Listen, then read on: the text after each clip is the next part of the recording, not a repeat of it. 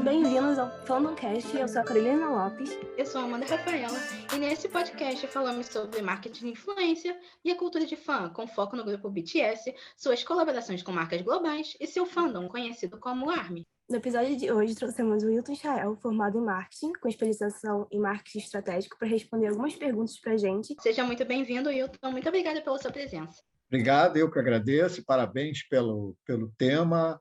Dá os parabéns ao seu orientador também, porque é bastante relevante isso. Obrigada.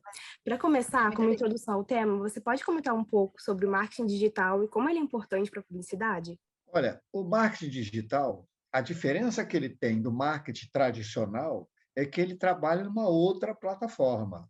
E, aliado a isso, ele tem uma série de ferramentas que o marketing tradicional não tinha, hoje tem. Principalmente no que eu chamo de métricas. Porque no marketing digital, você tem como fazer as avaliações, replanejamento, planejamento, novas ações praticamente em tempo real. E isso é muito bom. No marketing offline, você ainda tinha um pouco mais de tempo para poder entender, absorver e replanejar. O marketing digital, que tem uma grande característica, que é a interatividade, ou seja, a relação da marca com os seus stakeholders em tempo real, permite em que as marcas possam ter um desempenho, eu diria, bem mais proativo e assertivo. Portanto, o marketing digital é espetacular, porque ele dá uma série de prerrogativas e ferramentais que não tínhamos até então. Então, ele é muito fundamentado em tecnologia, em análise, em métrica, ou seja, ele é muito, muito straight to the point, ou seja, direto ao ponto. O que está acontecendo? Está bom?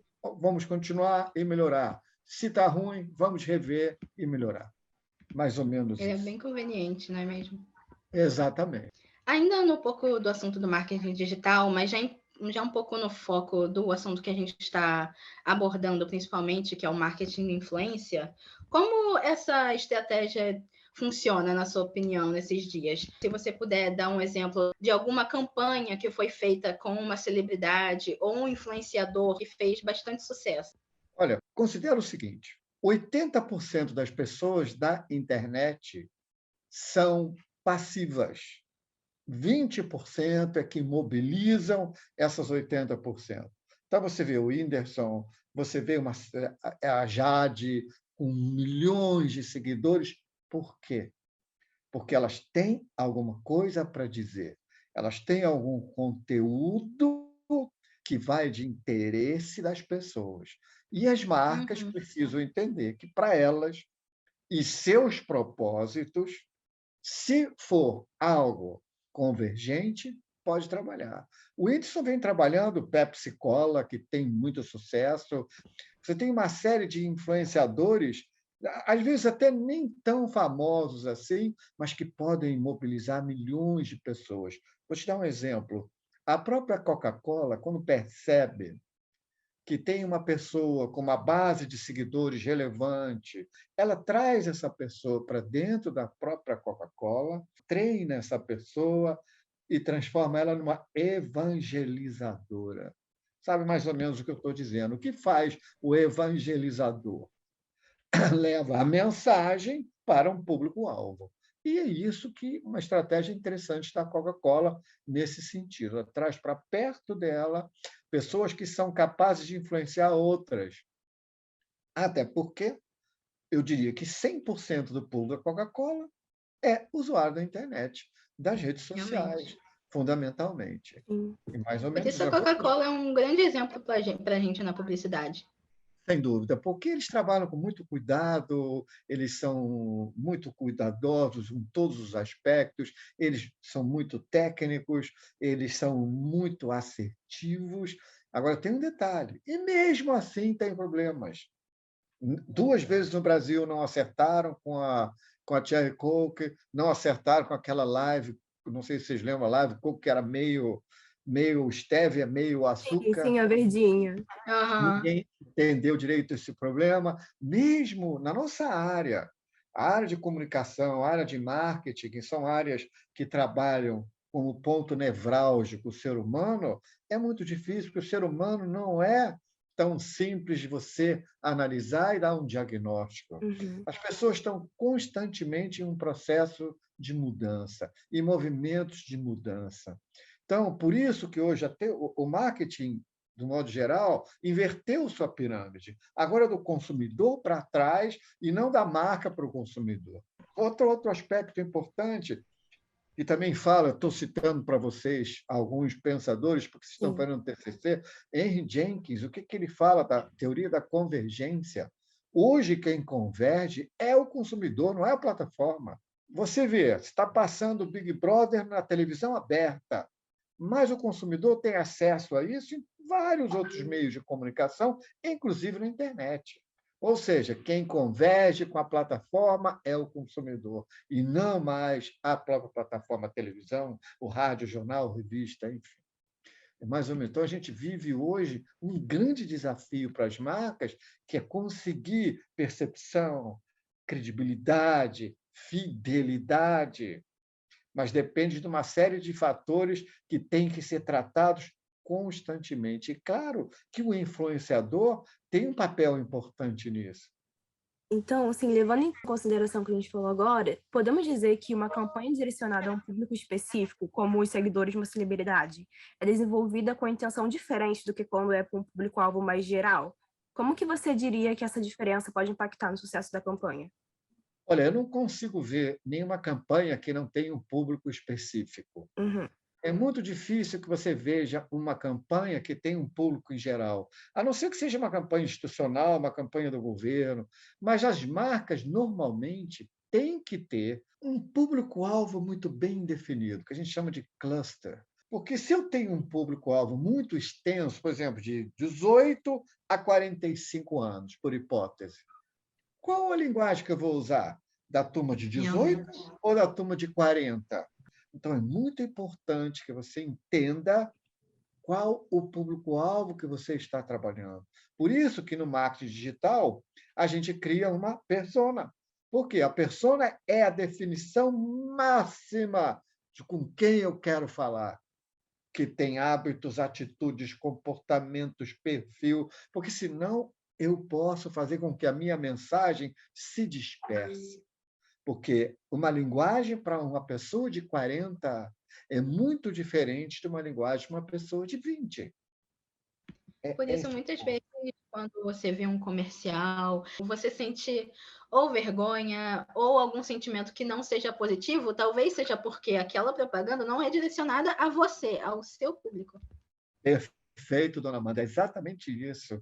Pô, mas eu não estou entendendo que campanha louca é essa. Claro, você tem outro mundo, não é para você. Acho que a gente pode até comentar a respeito de um comercial que a Matilhão fez. E eles começaram a veicular, acho que no Twitter, só que tinha umas pessoas que acharam que não era muito legal por causa da questão quase sexual que eles levaram pro lado da Aham. jogo de palavras. Acho que tem muito a ver isso também, né? Porque não Tem a era, ver, não tem a era ver. direcionada para essas pessoas que ficaram um pouco incomodadas. Exato. Olha as campanhas da Fanta. Você tem que entender a alma do seu público-alvo. O que ele acredita, o que ele não acredita, o que ele tem de ambição, de frustração, de linguagem, de estética. Caso contrário, se dispersa.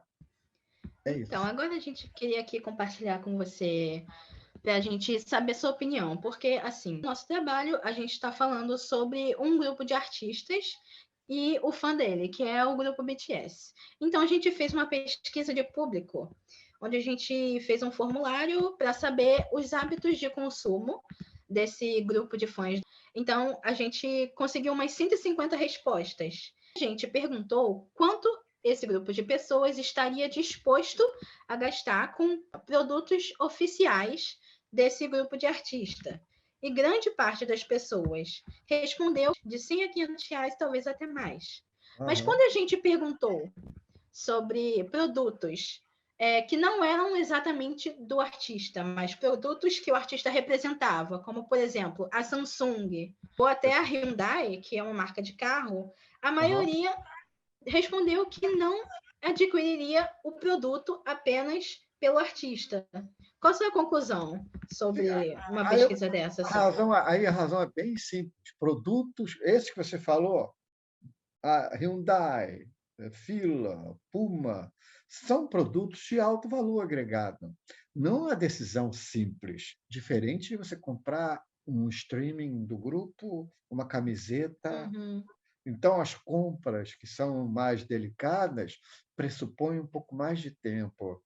Não é? É claro que, se você vê a Ivete Sangalo anunciando determinado produto, teoricamente, esse produto deve ter credibilidade, porque a gente não acredita que ela vá colocar o nome dela num produto que vai comprometer sua própria imagem. Quem é que é um influencer de uma marca de automóvel? Normalmente, um técnico que entende muito de automóvel. E por isso ele tem respeitabilidade, ele tem reputação na internet, que é uma pessoa que entende de automóvel. Vamos ver a opinião desse cara. Um grupo musical referendando um carro pode ser bonitinho, mas não é o que vai me fazer tomar a decisão. Então, precisa ter uma adequação a isso. Produtos de menor valor agregado, supermercado, cerveja e tal, é mais fácil que o influenciador popular possa mobilizar as pessoas. Mas produtos de alto valor agregado, que você tem que tomar uma decisão delicada, é mais fácil um influenciador do setor que tem uma ótima reputação e conhecimento sobre o assunto. Então, no caso, é importante a gente, na hora que está procurando um influencer ou um artista para ser colaborador, né, para compartilhar a campanha da marca, saber linkar uma pessoa que tenha credibilidade. Exato, ou seja, tudo depende da categoria de produto. Se você vai falar, por exemplo, de um supermercado, você pode pegar a Ivete Sangalo, como você tem visto, porque tem a afinidade. Se gasta muito dinheiro, assim, até jogando dinheiro fora. Você vê na televisão artistas que não têm nada a ver com uma determinada categoria de produto anunciando pelo pressuposto de chamar atenção. Pode até que chame, mas não é o fator decisório. A pessoa precisa ter confiabilidade no carro que vai comprar, por exemplo. Então, você quer exaurir as dúvidas. Você saber quem é que vai tirar a dúvida? A Ivete Sangalo? Ou o Whindersson? Não, é o jornalista da rádio da Quatro Rodas. Está entendendo? Mas em comunicação é uma conjugação de esforços. Pode ser que o influenciador famoso possa chamar a atenção para o produto, desperta meu interesse, eu vou procurar informações na internet, olha o marketing digital aí, quem é que tem reputação sobre determinada categoria de produto e vou me informar. A comunicação precisa ser 360 graus, online e offline, porque você precisa envolver o consumidor em toda a sua jornada de compra. Não tem muito jeito, porque o poder está na mão do consumidor. Ele tem muito poder porque ele tem um fórum à disposição dele, estadual, nacional, mundial, para que ele tenha informações.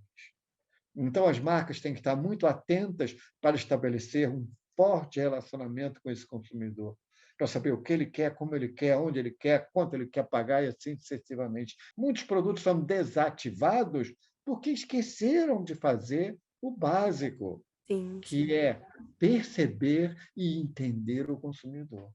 E, sem dúvida nenhuma, os influenciadores ajudam na formação de um branding. Novamente, professor, muito obrigada pela participação. Foi um prazer conversar com você um pouquinho. E, pessoal, não perca o próximo episódio. Até a próxima, Caroline. Mais uma vez, obrigada pela participação, professor Hilton. Até a próxima, se Deus quiser.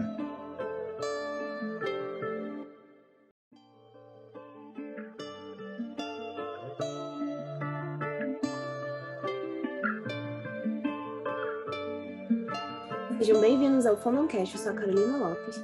Eu sou a Amanda Rafaela e nesse podcast falamos sobre marketing, influência e cultura de fã, focando no grupo BTS, suas colaborações com marcas globais e seu fandom conhecido como ARMY.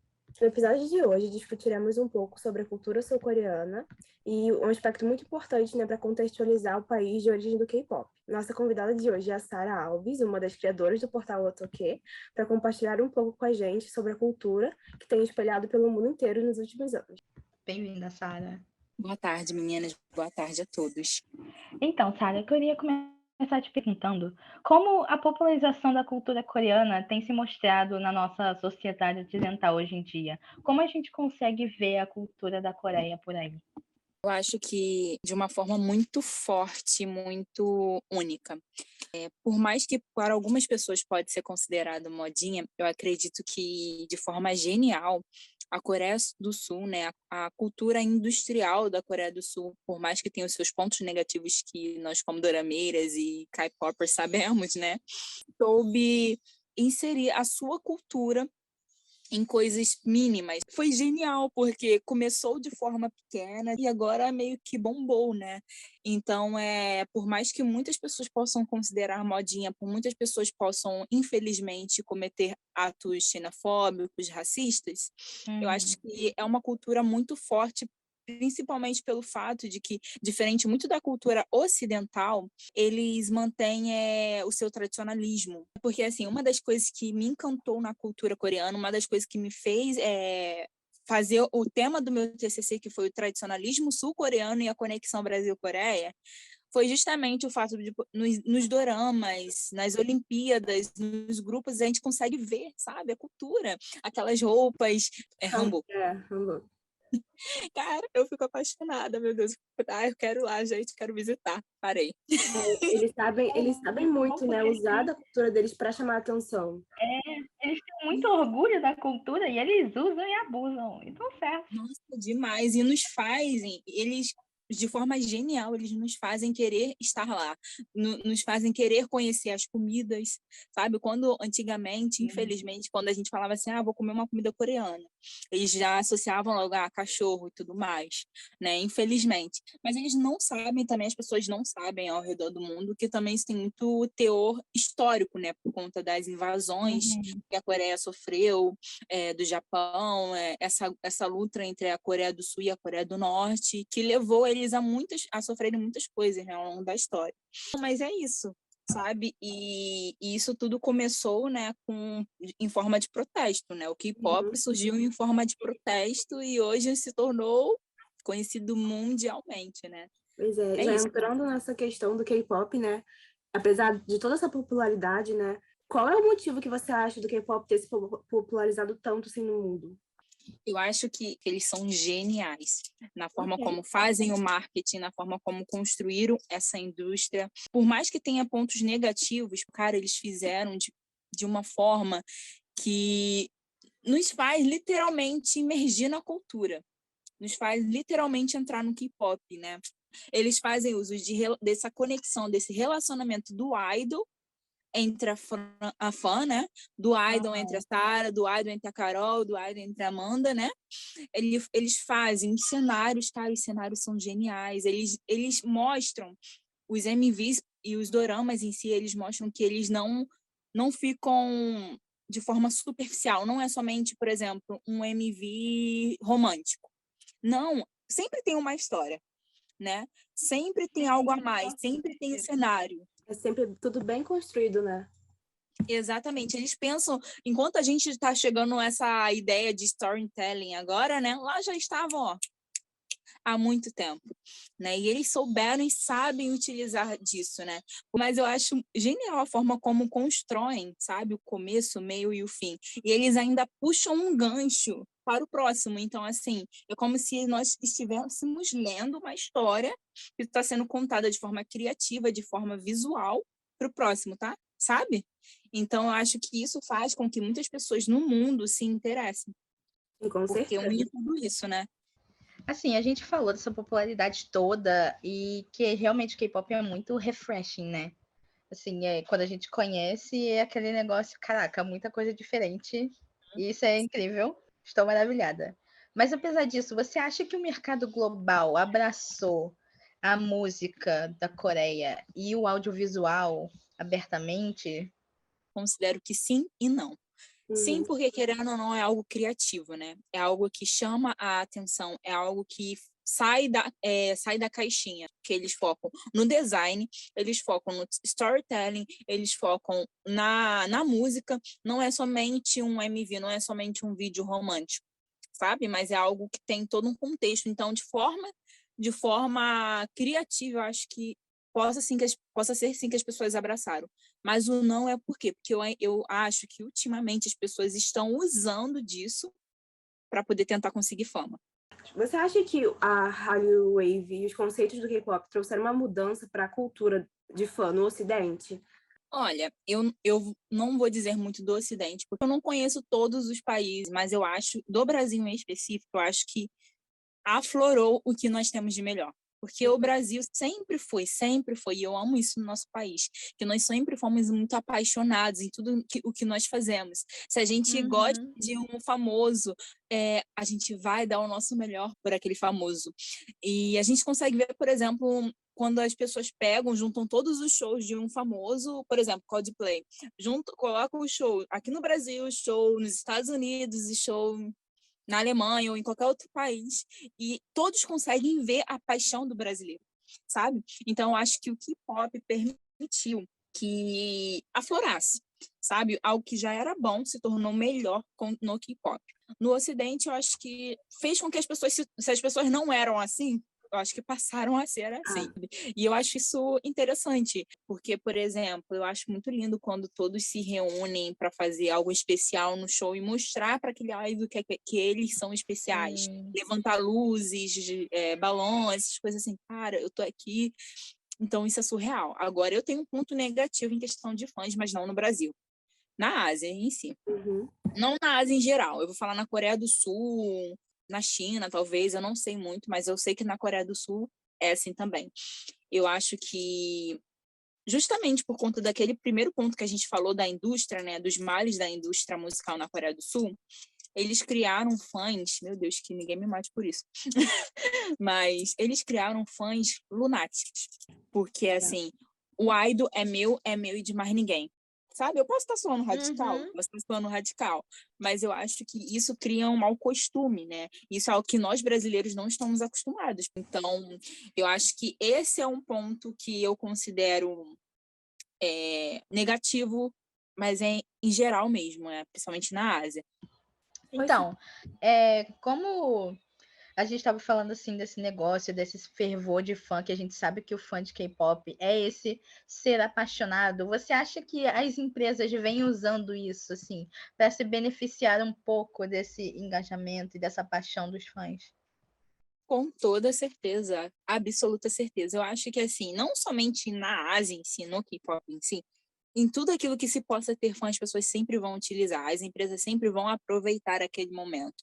Um exemplo, por exemplo, na época do Justin Bieber, quando ele estava no auge, mas claro que iriam usá-lo para poder atrair clientes, sabe? Os doramas, gente, os doramas. Quantas vezes, eu não sei se vocês são dorameiras também, mas quantas vezes a gente vê aquele produto delas usando, ou a gente vê eles comendo, almoçando, sabe? E a gente fica, que vontade, se eu tivesse dinheiro eu comprava. Gente, num restaurante coreano aqui no Rio, só por causa disso, no Dorama Food. Ai, gente. Então, assim, pode ser usado, né, de forma positiva, mas também tem muita gente que vai usar de forma interesseira, né? Mas eu voltando para o K-pop, que senão eu vou me desviar, gente, vou me perder do caminho. Eu acredito que sim, um exemplo é a própria Samsung, né, que acho que deve ter parceria com o BTS e vivem lançando produtos em torno do BTS, né? O celular da Samsung, aquele lilás, né? Eu não sei profundamente os produtos Y ou X, né? Mas eu acho que isso é muito comum, principalmente na Coreia, sabe? No mundo, no Ocidente, eu acho que é mais quando é voltado para o BTS ou para grupos bem conhecidos, bem famosos. Porque aí já é, por exemplo, a Samsung usando o BTS aqui no Brasil. Sabe? Agora, na Coreia do Sul, acho que é muito mais, né? É bem comum ver idol fazendo comercial, né, para as coisas. Sim, Assim. sim. Quando eu fui fazer meu TCC, eu tive que ir para São Paulo, né? Porque não ia conseguir aqui no Rio. e a gente foi num mercado, não lembro o nome do mercado, mas um mercado coreano. E tinha posters enormes do BTS, de outros famosos, de outros atores, Eu ia cantores. Eu fiquei comentar também. Quando a gente vê dorama ou até mesmo vlog de pessoas que estão pela Coreia e eles mostram a rua, você vê que tem muita propaganda com idol. Sim, sim. Sim, você olha para qualquer canto, vai ter um idol lá, sabe? Te olhando em papelão. Exatamente. Porque, querendo ou não, eu acho que isso... Acho que nem tão de forma negativa, sabe? Claro que sempre haverá os interesseiros, mas eu acho que é uma forma de você unir o útil ao agradável, sabe? Se eu tivesse uma empresa, se a minha empresa tivesse a ver com alguma coisa de K-pop, por exemplo, eu já pensei muito em montar um canal, talvez, mas eu não tenho paciência para canal, ou um perfil no Instagram mesmo voltado para o design, embora eu tenha me formado em jornalismo, né? Uma coisa não tem nada a ver com a outra, mas enfim. Analisando o designer nos MVs, que eu acho incrível, eu acho como eles usam as cores, os cenários e tudo mais. Então, assim, vamos supor que eu sou uma empresa. Eu vou estar aproveitando do K-pop, embora eu goste, dos doramas, para poder atrair pessoas que gostam, sabe? Isso até mesmo a gente pode dizer que os influenciadores fazem. E a gente vê isso muitos influenciadores estão voltando para esse lado de K-pop por conta disso, de doramas, porque está sendo muito atraído ultimamente. Né? É uma coisa que dá engajamento, né? Então. Exatamente. Não tem nada a perder com o K-pop, na real, né? Então... Pois é. E como os fãs são muito engajados, os fãs, principalmente quando o fã, por exemplo, a ARMYs são bem decididas em relação aos seus famosos, seus idols, cara, eles vão fazer tudo para poder adquirir aquele produto. Se ele não tiver dinheiro para aquele produto, de alguma forma ele vai divulgar. Ele vai, por exemplo, postar nos stories, como eu queria, sabe? Eu queria esse celular da Samsung. Faz contas, realmente, na nossa pesquisa também, porque no final sempre vão acabar divulgando, sabe? Então... Usa o marketing de boca a boca. Você pode não ter aquilo, mas você gostaria de ter, e porque você gostaria de ter, você está compartilhando. Então, assim, eu acho que... Fazer memes é publicidade também. Isso. Eu acho que, de certa forma, é até genial, né? Mas Sarah, é isso. A gente agradece muito pela sua presença hoje aqui. Foi um ótimo episódio. Eu gostei bastante de conversar com você. Ai, que bom. Muito obrigada, Sarah, de verdade. E até a próxima.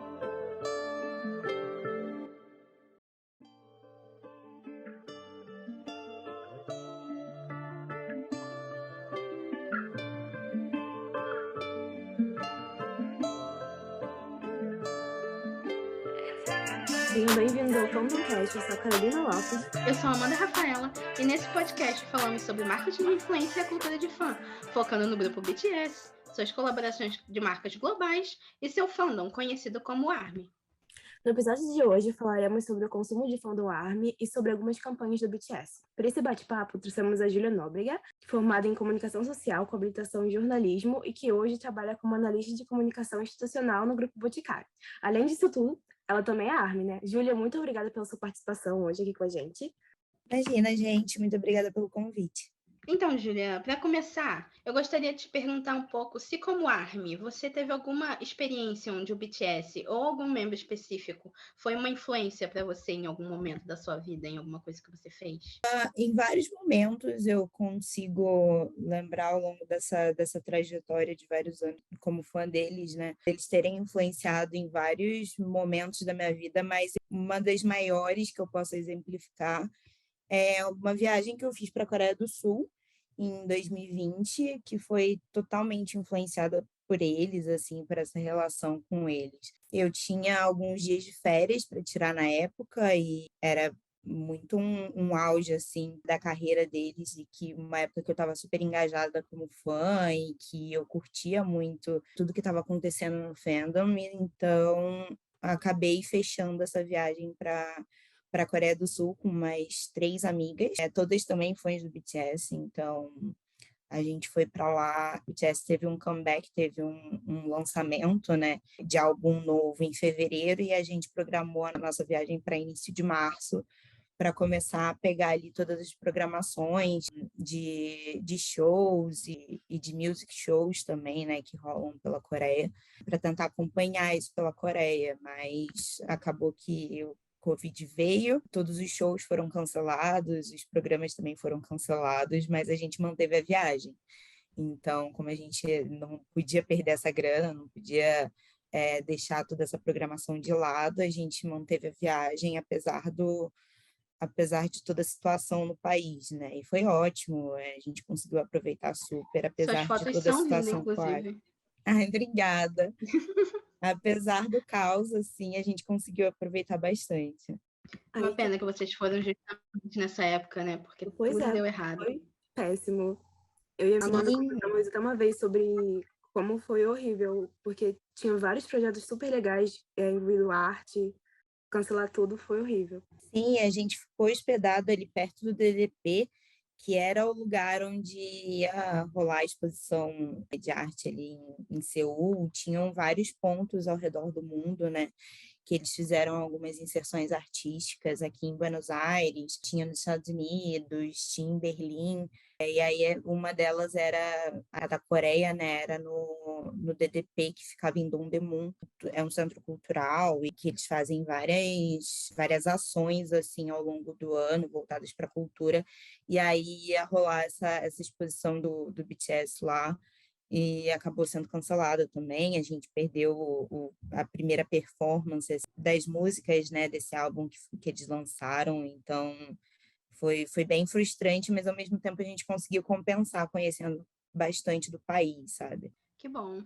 É meio triste, né? Porque teve tanta coisa nessa era que basicamente foi feita para ter com o público e aí simplesmente... Mas que bom que vocês aproveitaram a viagem, né? Sim, não, ao mesmo tempo que foi muito frustrante também que a gente deixou de aproveitar muita coisa e não teve ali o presencial, eles tiveram uma presença muito forte no online, né? Então, acho que eles acabaram tentando compensar toda essa falta de possibilidade de estar ali presente no dia a dia com os fãs, transpassando isso para o contato online, tentando fazer shows online, esses fóruns e lives, em que tinham um contato um pouco mais próximo, né, com os fãs. Uhum.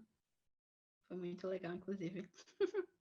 E levando esse sentimento pessoal em consideração, na sua visão jornalística, como você descreveria a influência do BTS sobre o fandom de uma forma geral? Eu acho que, ao mesmo tempo em que tem uma influência super positiva, né, o BTS é um grupo que tomou uma proporção muito massiva ao longo desses anos, e ainda mais agora durante a pandemia. E eu acho que até no nosso país a gente pode ver exemplos muito práticos disso, como projetos que fãs acabaram elaborando para reflorestamento de algumas áreas. Tiveram algumas campanhas super bacanas também no processo de adolescentes, né, a partir dos 16 anos, começarem a tirar ali seu título de eleitor para essas eleições, então, muito incentivados pelo fandom. Tiveram ações ao redor do Brasil inteiro, né, com campanhas incentivando esse público que é um público massivo, que é um público que grande parte ali dessa faixa etária tem um contato ali com BTS, com K-pop, que está muito próximo ali dessa faixa etária e conseguiu atingir muita gente, né? Teve um impacto muito positivo. Então, ao mesmo tempo em que eu acho que tem algumas ressalvas, assim, alguns pontos negativos que precisam ser olhados com certa atenção, assim, também acho que esse ponto positivo, assim, de ter um impacto positivo e de ações em massa, assim, é super bacana, né? Verdade, mas falando assim, se a gente pensar um pouco nesse lado mais negativo da coisa toda, você acha que toda essa fidelidade, lealdade excessiva, às vezes pode ser um pouco demais, assim, na sua opinião? Como é a relação entre o grupo e a fanbase, assim? Eu acho que apesar dos mínimos esforços, assim, que acho que poderiam ser esforços mais efetivos, vindos tanto da banda quanto da empresa, assim, de minar esse discurso de ódio que às vezes vem das fãs, né?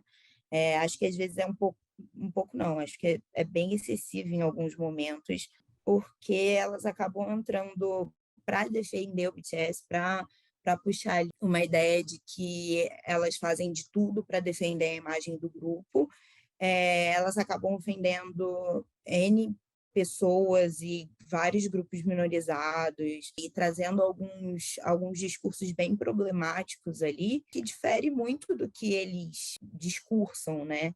Do que eles trazem ali como mensagem de amor e de carinho e de união. E é bem difícil porque parte de um lugar de amor, entendo que parte de um lugar de carinho por eles, mas transforma em um discurso de ódio, sabe? Então é bem complexo. Agora, entrando um pouco sobre o assunto das propagandas, né? Tivemos algumas grandes colaborações com o BTS, como o BTS Meal com o McDonald's e a Samsung, onde a gente teve uma remasterização do ringtone, mais famoso deles, produzido inclusive pelo Suga, e teve também a Hyundai. Como você acha que o fandom recepciona esse tipo de colaboração com as marcas? Eu acho que desde que a marca entenda muito bem como essa comunicação deve ser feita, o fandom aceita super positivamente, mas quando derrapa ali em algum tipo de comunicação, quando trabalha com influenciadores, por exemplo, que não tem uma ligação tão forte com o fandom, às vezes o mercado acaba não entendendo muito bem quais são essas dinâmicas de cultura de fã e todas essas interações com fandoms muito específicos e acabam generalizando, né? Então, por exemplo, tem alguma influenciadora que gosta muito de K-pop e aí as pessoas já presumem que essa influenciadora vai gostar de BTS, vai falar sobre BTS e é um conteúdo ali que ela trata super. Mas às vezes não, às vezes essa influenciadora acaba não conversando, dialogando muito com esse público, mas ainda assim é contratado por essas empresas para fazerem determinadas campanhas. E aí os fãs que estão muito inseridos nesse dia a dia e conhecem muito desse contexto, acabam não recebendo muito positivamente o trabalho com esses influenciadores, né? Então, eu entendo que desde que a marca saiba amarrar muito bem e trabalhar com as pessoas certas, fazer ali um mapeamento muito assertivo para essas campanhas, acho que são ótimas oportunidades e que conseguem alavancar o alcance de determinado produto, de determinado lançamento junto do fandom, que alavanca a venda, alavanca alcance e posicionamento de marca demais, assim. Mas tem que ter um trabalho muito forte ali de pesquisa, de mapeamento de riscos e gerenciamento de crise também, né? Ah, verdade, principalmente essa parte. Então, para a gente finalizar aqui a nossa entrevista, na sua opinião, assim, como profissional e como fã, por que você acha que eles são escolhidos como embaixadores ou representantes dessas marcas, assim? Olhando assim, do ponto de vista de comunicação, eles têm um impacto massivo, né? Eles têm milhões de pessoas que seguem cada mínima informação do dia a dia deles e tudo que eles tocam vira ouro. Então, eu acho que o fandom, por ser muito extenso, ele também se empenha muito em mostrar esse impacto financeiro que ele detém, sabe? Os fãs gostam de mostrar como tanto os fãs são valiosos para o mercado, quanto o BTS é valioso para esse mercado. Então, acaba sendo uma relação muito vantajosa para essas empresas que conseguem fazer uma campanha que engaje fã, que não escorrega em nenhuma dessa particularidade que os fãs acham muito sérias e conseguem dialogar muito bem com esse público, falando da mesma língua que eles, engajando nos mesmos tópicos, de uma forma que pareça orgânico, né? Que não seja nada muito forçado ali para ganhar uma grana, e sim como se fosse um conteúdo para os fãs em parceria com essa marca, né? Então, acho que quando é feito muito bem, muito amarrado, pode ser uma ferramenta de muita grana e muito engajamento para essas marcas. É verdade, ainda mais que os fãs gostam bastante, né? Tipo, de mostrar como o impacto do BTS é uma coisa real. Então, sempre acaba sendo um incentivo grande para eles fazerem acontecer bastante essas parcerias e tal. Sim, eles têm um impacto gigantesco no PIB do país, né? Então, grande parte do PIB da Coreia nos últimos anos foi altamente impactado pelo BTS apenas, não só pela Hallyu como um todo, toda essa onda de cultura coreana também teve um impacto muito grande. Tudo que eles fizeram ali nos anos 90 para motivar a cultura como um soft power muito forte para a Coreia, hoje em dia eles estão colhendo todos esses frutos. Com doramas, com culinária, com programas de TV, com K-pop, mas o BTS foi um fenômeno, né? Dentre todas essas ações ali voltadas para a cultura que foram fomentadas pelo governo, o BTS foi super fora da curva, né? Então, que realmente colocou toda essa onda coreana em destaque no mundo. Então, acaba enchendo os olhos de grandes marcas e também do governo coreano, né? Isso é um grande exemplo de que investir na cultura funciona, pelo menos. Pois é, né, galera? Sim, é porque acho que todo esse movimento cultural, né, traz uma ideia de pertencimento, uma visibilidade tão maior para o seu país. E há pouquíssimo tempo, eles estavam passando por uma situação de guerra e uma situação de pobreza extrema em todo o país, e eles se reergueram tecnologicamente, culturalmente, e hoje em dia eles conseguem se colocar ali como um dos grandes players mundiais, né? Então, acho que é um grande motivo de orgulho mesmo ter toda essa cultura e todo esse enfoque no seu país, né? Que passou por tanto. Júlia, a gente agradece muito sua presença aqui. Foi ótimo falar com você e muito sucesso para você na sua carreira. Obrigada, meninas. Muito boa sorte. Foi ótimo. E muito obrigada também aos nossos ouvintes por terem acompanhado a gente até aqui. Esperamos que vocês tenham gostado dos conteúdos que a gente trouxe nesses últimos 3 episódios. Muito obrigada, Júlia, de verdade, de coração. Então, até a próxima. Até a próxima. Bye, bye.